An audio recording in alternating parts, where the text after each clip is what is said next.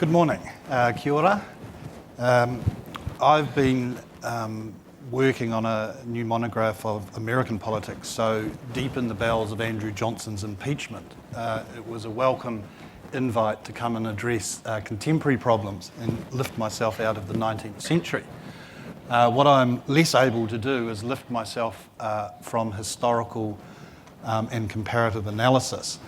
And so what I'd like to do today is talk about a historical cycle and trying to, by looking at New Zealand, the UK, Australia and America and the politics in each country, try and reframe our current sort of sense of chaos. And I hope you find it, some aspects of it reassuring, and I suspect other aspects of it you may find unsettling. Now, I'm going to proceed just through this, talk a little bit briefly about historical cycles, and then move on to the basic thesis I'm going to offer, is that we are approaching, or already in, the end phase of a long 35-year cycle of politics across the Anglosphere. Then I'll proceed to drill down on some of the leadership differences between these four countries and distilled into two orders of problems: institutional and constitutional barriers to effectively leading while governing, and a second order problem of institutional and constitutional barriers to providing competitive and unifying national leadership. Then I'll bring it back together to look at some of the common leadership problems faced by each country, things like institutional thickening and what Stephen Skowronek, presidential scholar, calls the waning of political time, hollowed out political parties, the mediatisation of politics. We see our friends from Fox up here, the role of inequality in our contemporary politics, and another aspect, sort of looking at it from a different perspective from the generational discussion yesterday, which is the lack of generational renewal in our national leaderships. And then I'll finish by just drawing some implications from that. Now, historical cycles. I'm drawn mostly from the American literature on it. Harking back to Arthur Schlesinger, the historian in America, we looked at two cycles between periods of achievement, periods of consolidation. And he has another interesting concept too, the acceleration principle. Basically, he uses the example of a young boy in 1909 witnessing the Wright brothers take off for a few seconds of flight, then seeing in the same lifetime in 1969 man landing on the moon. The point being that the accumulation of knowledge is taking place at ever greater speeds. Although I was born in 1961, so as a boy I saw man land on the moon, and unless the American economy improves and NASA gets a bigger budget, I might be stuck in that place in my lifetime. Now, the cycle theory that I think is the most interesting is Stephen Skowronek's, and he looks at four periods of politics. And it's a very interesting cycle theory because it allows one to look at the common leadership dynamic that presidents face, whether it's Barack Obama or whether it was Abraham Lincoln or whoever. And you'll see here in this basic outline that the two parts that I think are relevant to our discussion here are the politics of reconstruction and the politics of preemption. The politics of reconstruction is where the received policy commitments come to be regarded as vulnerable to outright repudiation. And in American history, there are these pivot points. The very first, Thomas Jefferson, Andrew Jackson, Abraham Lincoln, FDR, and Reagan, although Reagan's is with a bit of an asterisk. So the question that presidential scholars look in terms of the Skowronek system is where one would locate Barack Obama. Is he in fact the sixth reconstructive president, or is he mired in a permanent politics of preemption? Now, in preemption politics, whilst leaders maintain some freedom of action, they are constrained by the strong institutional constraints in the dominant, still remaining in the dominant regime. And it's a very, very interesting dynamic for Obama. There's certainly been achievements, things like the Affordable Healthcare Act, drawing down 2 wars as best he could, electoral reconstruction, particularly so if Hillary wins in November, rapprochement with Cuba, perhaps TPP, and of course his historic symbolism as the first black president. And the evidence is pretty mixed, but it's a very, very rich dynamic in which to explore. Now, in terms of this reconstructive period, I would argue that this is what we have faced in the Anglosphere, beginning in 1979 with Margaret Thatcher, reconstructive politics in Britain, likewise with Reagan, who came in 1980, the Hawke-Keating government in 83, and the Longy-Douglas government in New Zealand in 1984. The Longy-Douglas government is also very interesting in terms of reconstructive politics because it coincided with a generational change in the national leadership. The first of the baby boomers replaced the Depression World War II generation of leaders that had preceded them. Now,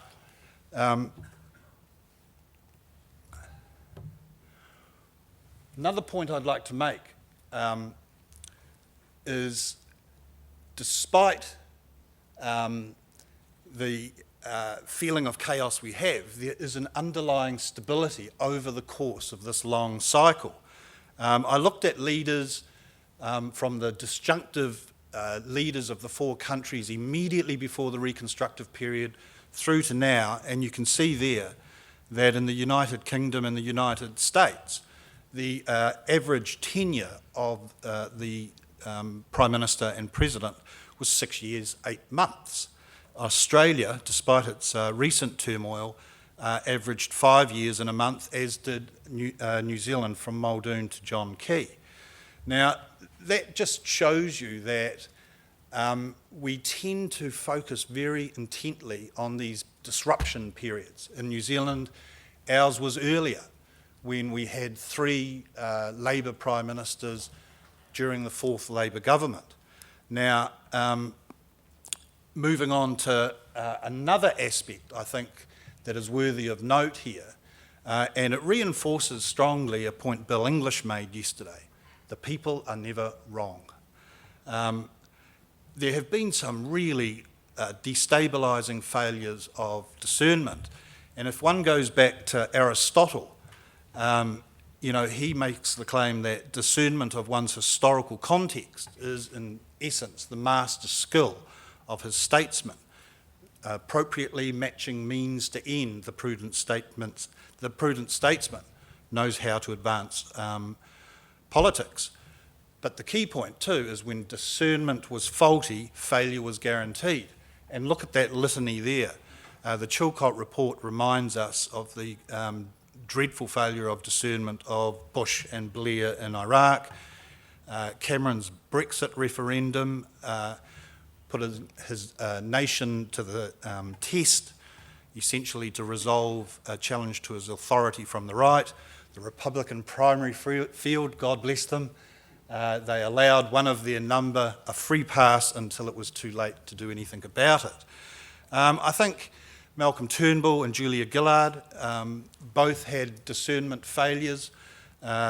Gillard in perhaps calling an election too soon without having first established her leadership to give her a clean break from Rudd, and Turnbull in waiting too long to secure a mandate, and then with his double dissolution compounding his woes.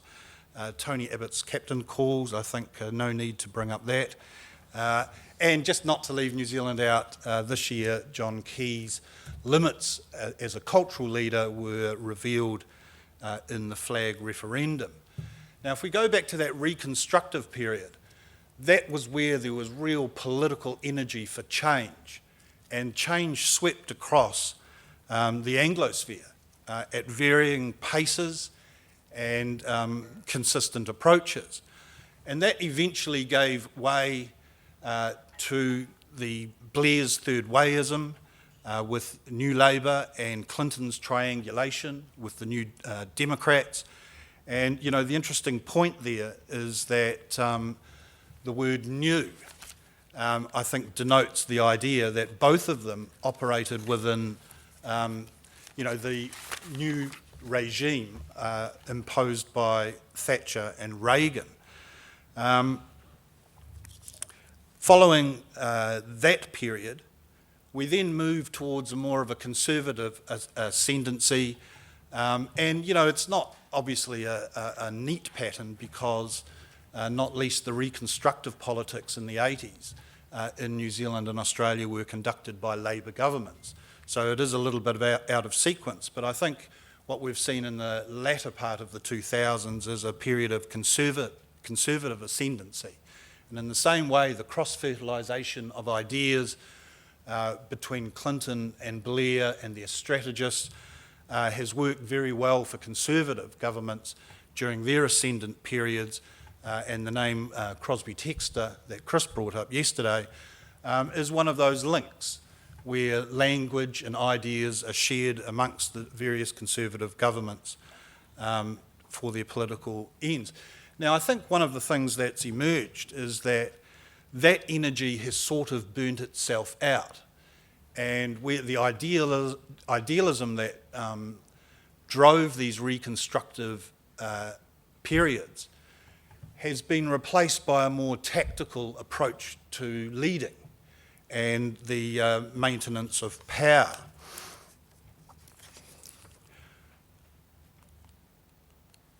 Now, turning to some of the leadership differences between the countries.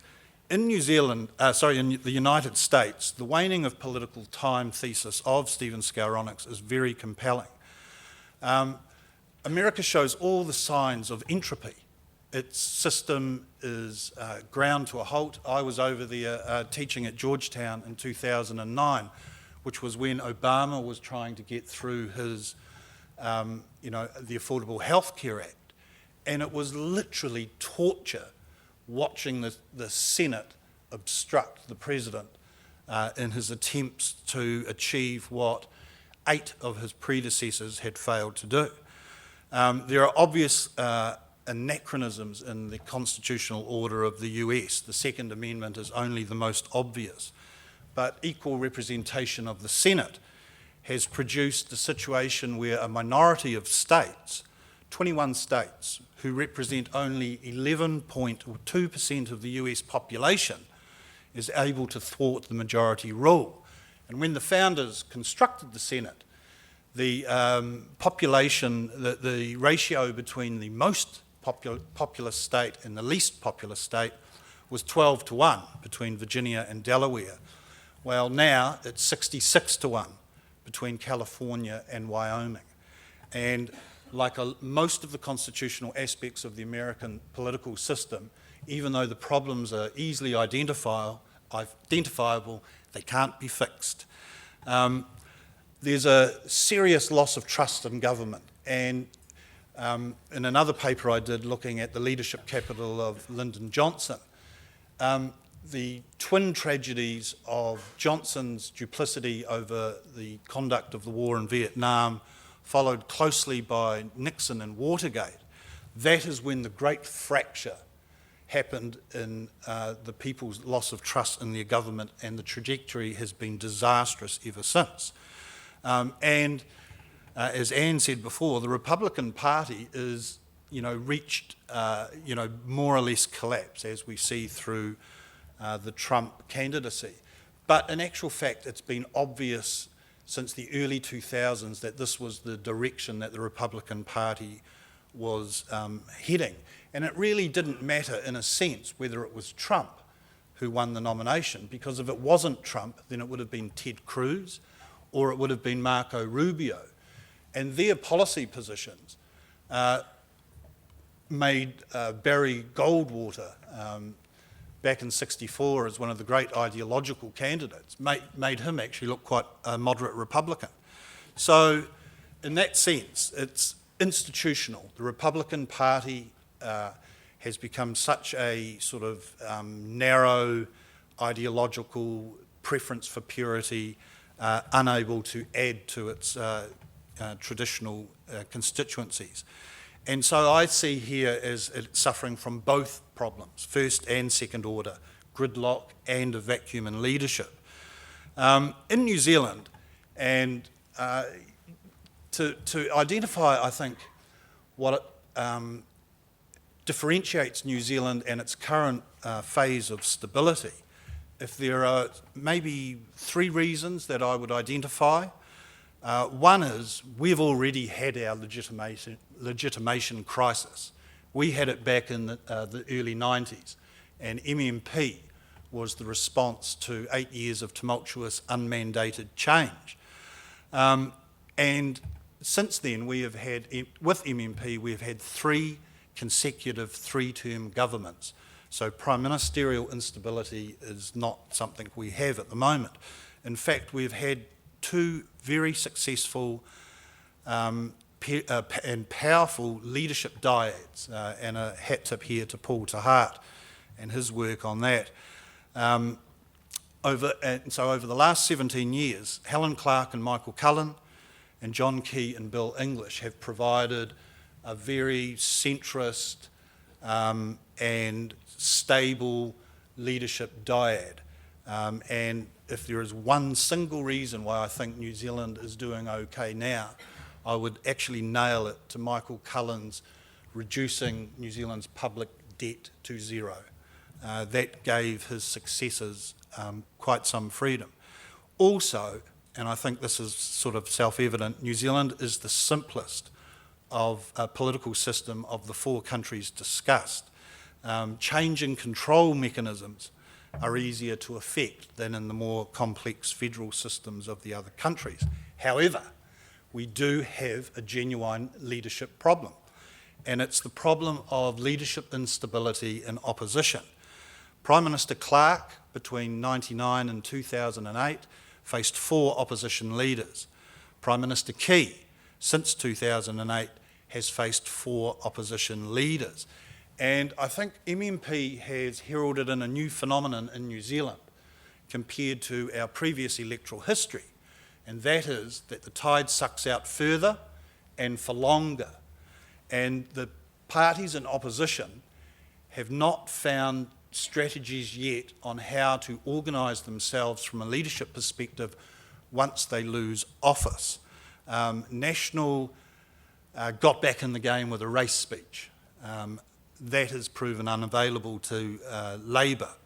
So we face in New Zealand a second order problem, and it is a significant problem because 1, it means incumbent governments become complacent, hubris, lack of accountability, and there are signs certainly of that in the New Zealand experience. So there is work to be done there. In Australia, challenging times, obviously, prime ministerial instability has been well thrashed out so far. Just a couple of other observations I make is that sometimes with leaders and their personalities, what appears to be a virtue in opposition does not translate, or tends to translate into vice as Prime Minister, and I single out Kevin Rudd and Tony Abbott on those 2. I think institutionally your Senate is an issue. I thought Stephen's point yesterday of a 5% threshold was a very sensible one in the absence of a constitutional convention.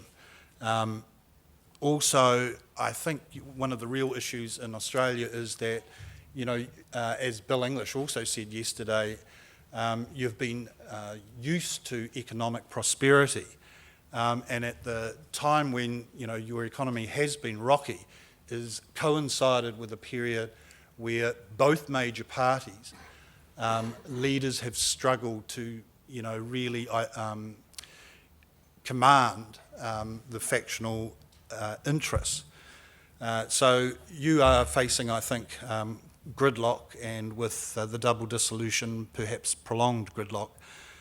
United Kingdom, well, the issue there is just holding it together. The collapse under Miliband, Corbyn, the weak selection rules of the Labour Party in the UK, I think, are just compounding its problem. But I wonder also if, because I think there's the problem here with the Labour Party in New Zealand as well, whether in many respects the trajectory is one that's heading towards catastrophic failure. Now, there's also, of course, Brexit has brought this out, the larger scale fragmentation, Scottish independence, and my view, and this is a view shaped by a New Zealander who voted and observed politics under a majoritarian system and now under a proportional representation system, I do not think Britain's majoritarian system is fit for purpose any longer. Urban-rural splits, northern-south splits. There needs to be better political integration in that country. So second-order problem in the sense that Labor is not providing a competitive aspect of politics. Right, now some of the common leadership problems. Institutional thinking, hyper-government, the waning of political time. Put in a more elegant way, it was once, the States they refer to it as the dining room problem. When Thomas Jefferson was president in the fluid early stages of the Republic, he literally could get all of his opponents around the dining room table, charm them as Thomas Jefferson was able to do. When I was in the States in '09, and I witnessed the very first Tea Party protest, when 100,000 Americans disgorged onto the Washington's Mall. And I'm pretty sure that Barack Obama could not fit all of his opponents on the White House compound, let alone maybe even the Washington Mall. The greater complexity of our time, more crowded universe for political leaders, and I think with the runaway regulatory and legislative expansion, these reinforce each other. And one of the effects, as Howard Gardner noted in the mid-90s, is it's created ever greater distance between elites and their citizenry, and it's compounded because now specialist knowledge, we're talking about data and the advances we're making with data, that actually accentuates this problem where knowledge is most available to a select small group of elites and more inaccessible to the general populations. The constitutional produced entropy I've already discussed, but I think these are the things that fuel gridlock and the chronic short-termism and presentism of our current politics. The hollowing out of political parties, I think the UK Labour Party's shot, to be honest. And if Corbyn does win, and any time there's more lawyers involved in intra-party politics, that's not a sign of renewal. So if it busts, maybe it deserves to bust. And I think one of the problems of Labour parties is that in many respects they have achieved their historic purpose. And it's not knowing where to move to next that's bedeviled them. I can pretty confident in saying I do not think that Jeremy Corbyn is the answer. He wants to take Britain back. And we're awaiting a new synthesis. But in looking at the ideas generated out of the 4 countries that I'm interested in here, it's hard to see where they are emerging or in fact what they are. There's also the Republican Party obviously is facing the same hollowing out in the US situation. Now, on the media side, I would call this current age the triumph of marketing, and I apologise to people with marketing backgrounds. But in this tactical era, the ability to, market these great communication operations of incumbent governments the singling out and isolating of opponents and I think it began with really Clinton and Blair, and then the Conservative nexus of parties have taken it to a whole new level again. And so in that type of climate, it's not surprising to me that there's a decline of and destruction of so-called experts. Inequality, since that reconstructive phase in the 1980s, inequality has risen quite dramatically in some of our countries. It has risen in all of them, and we sit above the OECD average. And I hark back to Aristotle's old wisdom again. In his study of the 158 city-states, he discovered that those cities that had a stable middle class were the systems that worked the most effectively, and that the modern challenge is the same as the ancient one, for the poor to respect the contribution of the rich, and the rich to respect the problems of the poor. And there's a quote here that former Prime Minister David Lange gave, which I think encapsulates well this gulf we have between elites and their publics. Lange said, and he was reflecting about his own government, and so we were in the end hapless adventurers along some sort of ideological crusade with which the public of New Zealand, despite our contempt for them, picked up faster than we did. That sentiment, that elites hold their citizenry in contempt, as primaries, elections and referendums this year show, has fast become a pervasive one for many people who are nostalgic for a more stable past and who can't envisage a better future. Final point about generational stasis. We have baby boomers still, and Shorten at age 49 might be the closest to a new generational politician, but I tell you what, he hides it pretty well, as does Andrew Little in New Zealand. So, just last quick buzz, signs of green shoots, what to look for in terms of a new cycle of politics.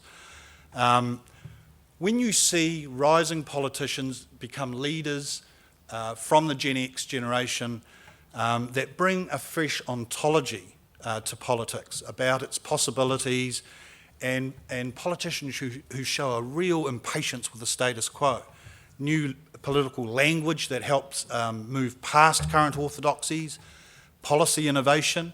And here I think where the most interesting space is between marrying ideas around sustainability and the market economy.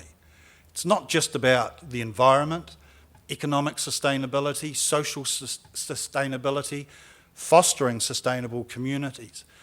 In the face of the demographic challenges we heard yesterday, this is where interesting space is, but you can judge for yourselves how well politicians are approaching it. And then finally, I think another strategy for our elites is unifying disparate communities around common values. And this is where national identity is key, I think, to help us move past a lot of the problems we have around perceptions of immigration and what have you. In New Zealand and Australia, I say this as a very proud Republican, republicanism is an issue in both countries which would, not as an end to itself, but as a means to an end. This is somewhere where it would give leaders the chance to actually draw communities together around what it means to be an Australian or to be a New Zealander in the 21st century. Likewise in the United Kingdom, what are the common bonds that are worth preserving? And likewise in the US and its issues with immigration, how to update that inclusionary narrative. So, thank you very much.